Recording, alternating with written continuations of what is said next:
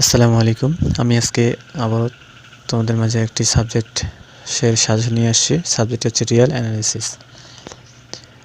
এই real analysis এখানে লেখা আছে সুন্দর করে যে রিয়েল অ্যানালিসিস সাজেশনটি তিতাস বাংলা ভার্সন তুহিন প্রকাশনী বই থেকে নেওয়া হয়েছে। ঠিক আছে, আর এখন দেখা যায় রিয়েল ভিউসে রেকর্ড ভিডিও কোর্স নিতে চাইলে যোগাযোগ করতে পারেন। দেখি নিচে দেখি যে এখানে অধ্যায় 1 সম্পূর্ণ ক্রম ফিল হিসেবে বাস্তব সংখ্যা। এখানে আমি প্রথমত দেখছি থিওরাম 11 সালে আসছিল, 18 সালে, 20 সালে। এই থিওরাম 3 মনে করি বাস্তব সংখ্যার অশূন্যক সমাহিত দুটি উপসেট এ বি এবং বি সাবসেট দেখাও যে ইনফ্রাকশন এত। ঠিক আছে, এটা ইনফার্ম, তারপর হচ্ছে সুপ্রিমাম, যেগুলা এইগুলা হচ্ছে ইম্পর্টেন্ট, মানে যেখানে আমি ভিভিআই লিখবো সেটা তোমাদের কখনোই বাদ দেওয়া যাবে না, এটা স্কিপ করাই যাবে না। যেগুলো ভিভিআই ইম্পর্টেন্ট সেগুলোকে দাগে তোমাকে পড়বা। এখন কথা হচ্ছে, তুমি যদি আমার চ্যানেলে প্রথম হয়ে থাকো তাহলে আমার ভিডিওটি দেখার জন্য তোমাকে অসংখ্য ধন্যবাদ এবং চ্যানেলটি সাবস্ক্রাইব করে রাখবা যেন পরবর্তী নেক্সট ভিডিওগুলি আগে পাও এবং লাইক করে দিবা। তোমার বন্ধুদের জন্য শেয়ার করে দিবা, তোমার বন্ধুরা যেন দ্রুত এই ভিডিওটি পেয়ে উপকৃত হয়। এবার আমরা দেখি, আমরা আগায় যাই। ঠিক আছে, আমি শুধু জাস্ট ভিভিআইগুলো দেখতেছি। এই সাজটা আমি আগে বিক্রি করেছিলাম, তো আমি এখন যেহেতু পরীক্ষার সামনে চলে আসছে, সবার জন্য উপকার হয় তার জন্য আমি এটি ছেড়ে দিচ্ছি। এখানে থিওরাম এই 3 নাম্বারটা পড়বা তোমরা হচ্ছে, আর থিওরাম 9 যারা তিতাস বইটি আছে তাদের মিলবে, আর যারা মিলবে না তারা কি করবা, এই যে 20 সালে দেখবা যে এই প্রশ্নটি কোন চ্যাপ্টার কথা আছে তোমরা তোমাদের বইয়ে খুঁজে পেয়ে যাবা। এবার দেখি আমরা তারপর দেখি যে এখানে থিওরাম 9টা আমি বলে দিলাম যে ইম্পর্টেন্ট। আর এখানে আরেকটা আছে থিওরাম 12 দেখাও যে মূল সংখ্যার সেট ও সম্পূর্ণ সেট ফাইসে সম্পূর্ণ নয়। এটা একটা ইম্পর্টেন্ট, এটা প্রচুর ইম্পর্টেন্ট। থিওরাম 12 যেটা 11 সালে, 18 সালে, 20 সালে এসেছিল। এবার দেখি নেক্সট, এই যে এক্সাম্পল 5-এর নিম্নের সেটগুলি সুপ্রিমাম ইনফিমাম নির্ণয় করতে বলা হয়েছে। যেখানে এটা আমি ভেরি ইম্পর্টেন্ট দিয়েছি, এটা তোমাদের প্রত্যেক মাস্ট বি। ঠিক আছে, ভিভিআইগুলো আজকে আমি দেখাচ্ছি শুধু, আর তোমরা তো বাকিগুলো দেখতেই পাচ্ছ কোনগুলো দেওয়া ছিল। অধ্যায় 2-এ চলে আসি। অধ্যায় 2-এ দেখা যাচ্ছে বাস্তব রেখার টপোলজি। সেখান থেকে থিওরাম 4 নাম্বারটি ভেরি ইম্পর্টেন্ট। সেটের ক্ষেত্রে বলজানো ভাইস্টার্সের উপপাদ্য বর্ণনা প্রমাণ করতে বলছে। এটাকে 12 সালে, 14 সালে দেওয়া, 2 সাল, এইটা কিন্তু 100%, এটা 100% এবার আসবেই। তারপর দেখা যাক, নিচে আসি। এবার আমরা দেখতে পাচ্ছি যে থিওরাম 9 দেখা যায় সসীম সংখ্যক বদ্ধ সেটের সেট বদ্ধ সেট। কি বদ্ধ সেটের সেট বদ্ধ সেট। এই যে 10 এবং 19 অনেক লেট করে আসছিল, কিন্তু 10 তারপর অনেক লেট করে 19 সালে আসছিল। এবার 22 সালের কোশ্চিনে থাকতে পারে। আর দেখি এবার এই যে ভেরি ইম্পর্টেন্ট এক্সাম্পল 1, এই অঙ্কটি তো সেটটির একটি মাত্র সীমাবিন্দু 0, এটা 14 সালে আসছিল, 16 সালে আসছিল এবং 22 সালে আসার সম্ভাবনা অনেকটাই বেশি। নেক্সট দেখি আমরা,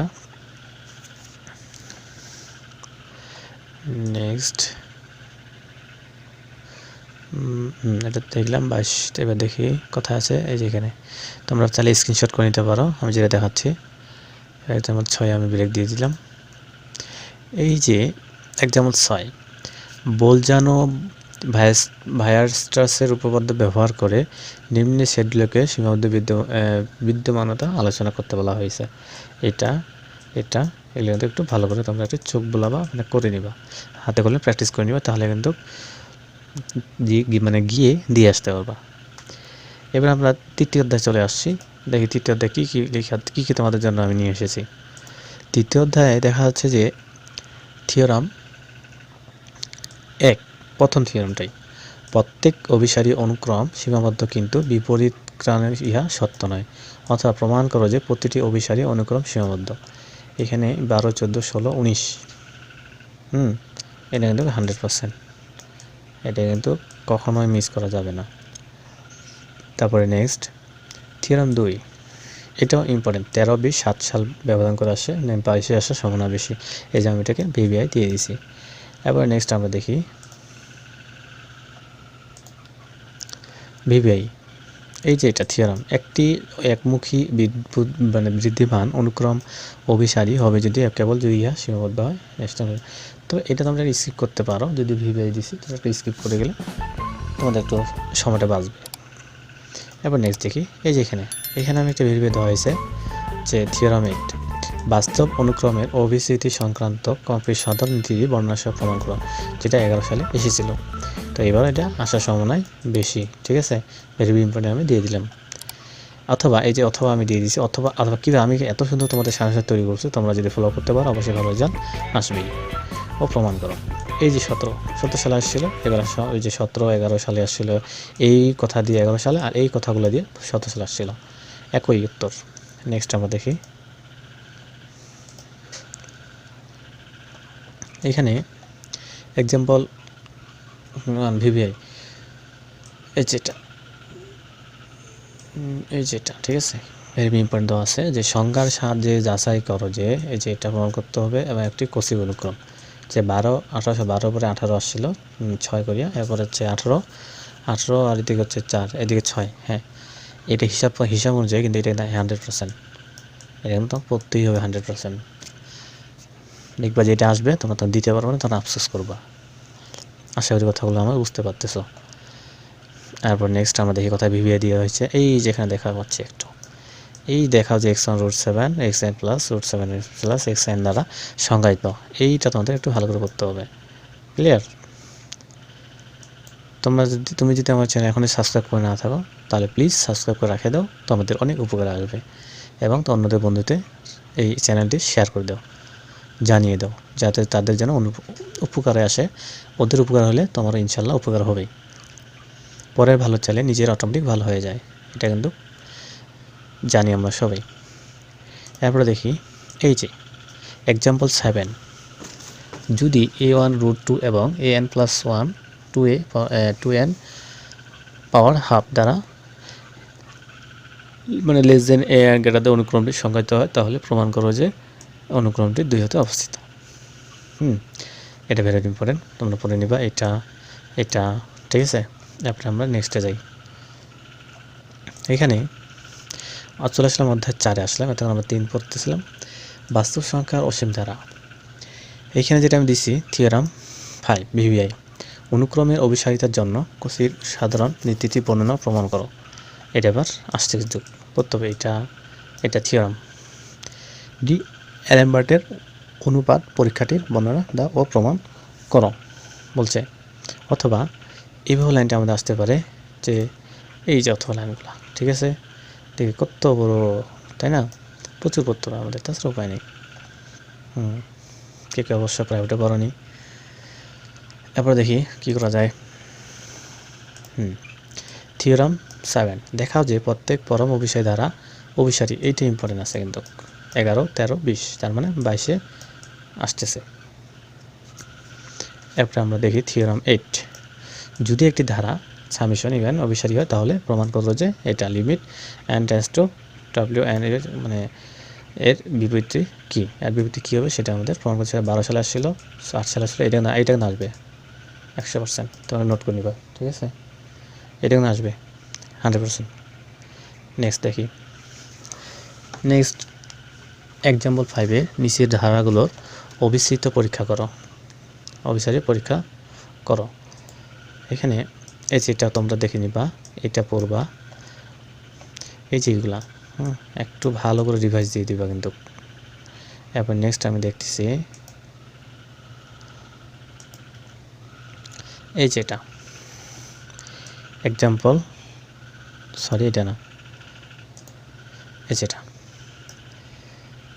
8-3 নাম্বারটা, এই যে ধারাটির অবিচ্ছেদ পরীক্ষা করো, এই যে 14-18 যেগুলো আছে এগুলো কিন্তু আসার মতো, কিন্তু আসার মতো পড়তে হবে তোমাদের।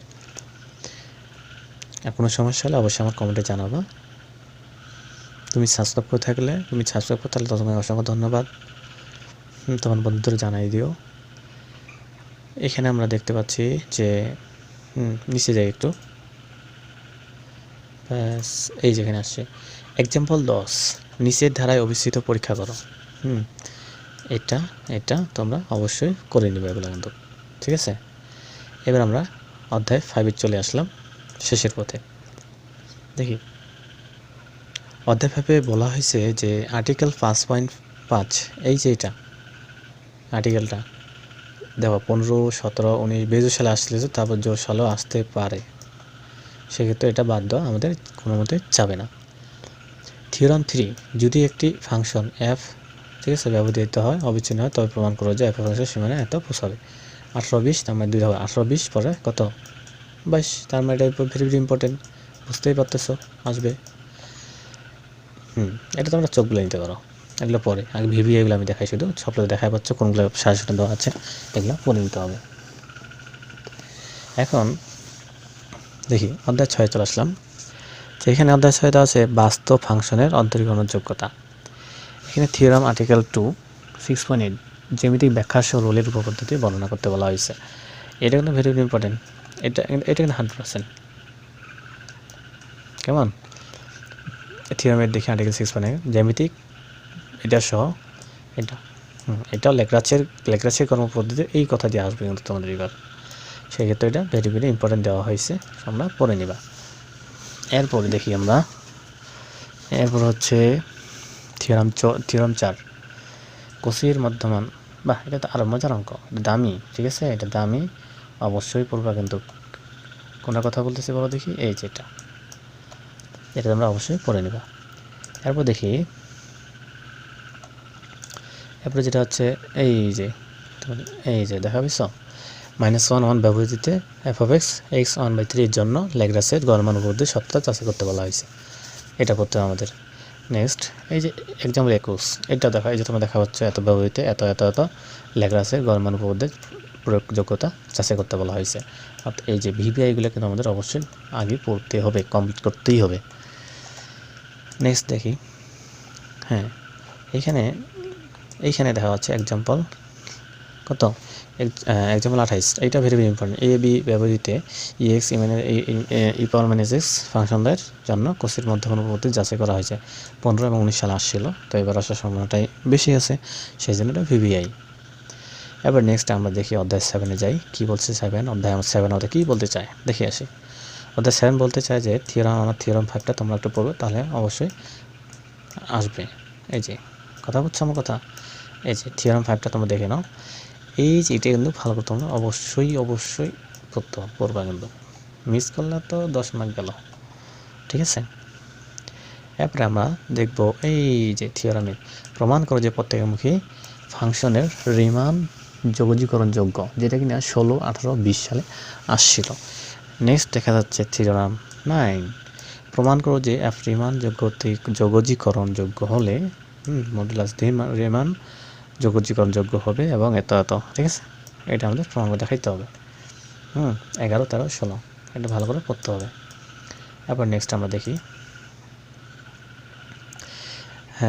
এবার দেখা যাচ্ছে এখানে এই যে এক্সাম্পল 10 যদি f(x) 2nx এখানে এটা পূর্ণ সংখ্যা, ঠিক আছে, n 15, 20 এই যে এটা দেখতে হবে।